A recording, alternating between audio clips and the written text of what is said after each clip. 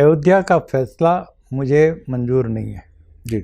इसलिए मंजूर नहीं है कि इसमें जो संविधान को लेके कॉन्स्टिट्यूशन ऑफ इंडिया को सामने रख के फैक्ट के ऊपर होना चाहिए था, ना कि फेथ के ऊपर। जो नहीं हुआ।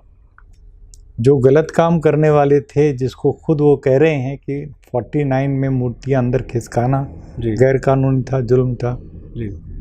मंदिर के नीचे और मस्जिद के नीचे जो खुदाई हुई उसमें कोई मंदिर का नहीं मिला जी। ASI का। फिर 1992 में जो तोड़ा गया वो गैर कानूनी था जी।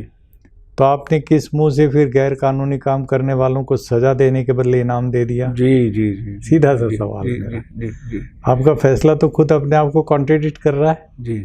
आप कोई आपस की लेन देन में लगे थे कि भाई इनको ये दे दो और उनको 5 एकड़ ज़मीन दे दो और ये दोनों अपना गुजारा कर लें। जी जी। ये कोई तरीका नहीं है सुप्रीम कोर्ट का। जी। तो जो फैसला आया है हाँ। और उसके बाद जो मुसलसल और भी कुछ फैसले आए इन दिनों में, जी। इससे साफ ये नज़र आता है हाँ। कि मोदी सरकार ने सुप्रीम कोर्ट को भी मैनेज कर लिया। संविधान की रक्षा करने की आखिरी से आखिरी जो हमारे पास मुकाम है वो सुप्रीम कोर्ट। जी जी। उससे बड़ा कोई हो नहीं सकता। हमारी उस बहन के मुद्दे को दरकिनार किया गया, दबाया गया, जी।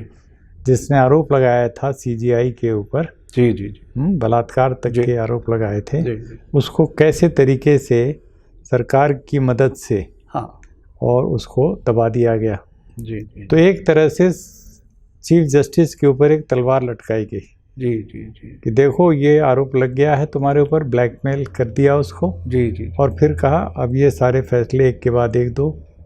ये बहुत बड़ी बात कह रहे हैं। ये बिल्कुल मैं सही कह रहा हूँ। जी जी जी। मेरे मन में ये शक है। हाँ, हाँ। और ये सिद्ध होगा। जी जी। क्योंकि राफेल का मामला उनके पास पड़ा हुआ था, उसमें उन्होंने क्लीन चिट गवर्नमेंट को दे दिया। जो कुछ सरकार चाहती है वैसा ही सब कुछ हो रहा है। सबरीमला के ऊपर अपने फैसले को उलट करके कह रहे हम 7 जज बेंच करेगी। क्यों करेगी भाई? आप 5 जज बेंच बहुत बड़ी थी। जी जी। आपको तो कंटेंट में खींचना चाहिए था मोदी और अमित शाह को। जी जी जी। कि तुम हमारे फैसले को क्यों नहीं लागू होने दे रहे? जी जी जी। परंपरा के नाम पर हमने तो साफ दिया। बहुत बड़ी बात है। बहुत बड़ी बात है।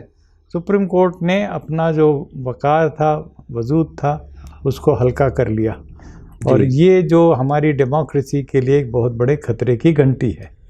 जी। यही रंजन गोगोई थे जो 4 जजेस के साथ बाहर उठ करके प्रेस कॉन्फ्रेंस करने वालों में एक। जी। इन्होंने कहा था डेमोक्रेसी इज इन डेंजर। जी जी जी जी। आज आपने अपने काम से ये सिद्ध कर दिया कि सचमुच में आप खुद भी डेंजर हैं। आप उस डेंजर के साथ में हैं, आप उसी के साथ खड़े हैं। उसी के साथ खड़े। तो ये है खतरा कि इलेक्शन कमीशन मैनेज हो गया। जी।